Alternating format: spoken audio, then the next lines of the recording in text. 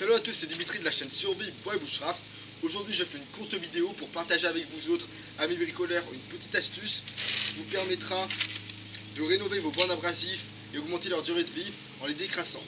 Cette astuce sera notamment pertinente pour tous les buveurs de vin. Cette astuce concerne les bouchons qu'on va retrouver dans les bouteilles de vin, de champagne et de cidre. Comme vous le savez tous, la plupart de ces bouchons sont en liège, 80% pour être exact selon Wikipédia. Mais les bouchons synthétiques prennent de plus en plus de place sur le marché, c'est donc à eux qu'on va s'intéresser aujourd'hui. Les bouchons synthétiques vont en fait faire office de gomme de nettoyage.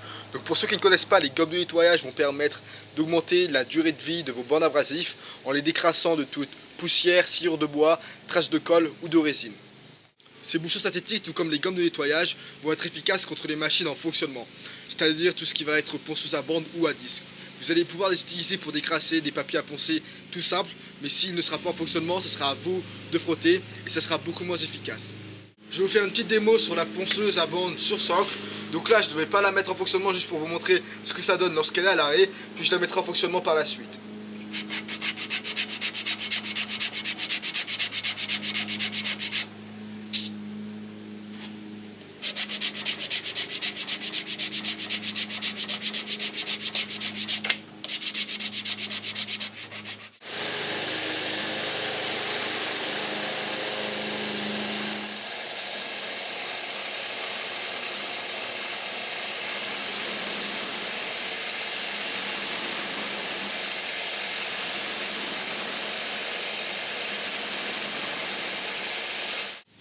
Ça marche également sur les machines à tambour et toutes les autres machines en fonctionnement, à l'exception des ponceuses vibrantes.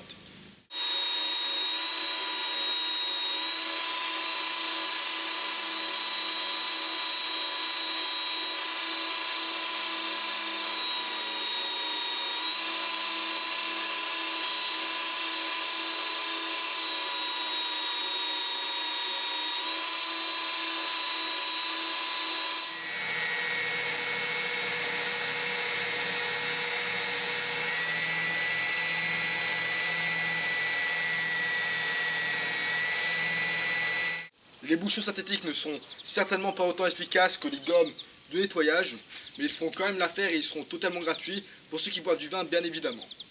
Si vous n'avez ni gomme de nettoyage ni bouchon synthétique, alors une autre astuce serait d'utiliser un morceau de crêpe, par exemple la semelle d'une vieille chaussure.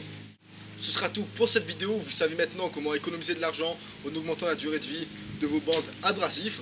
Si vous avez des questions ou une quelconque astuce, n'hésitez pas à les partager dans les commentaires. Merci à tous et à la prochaine.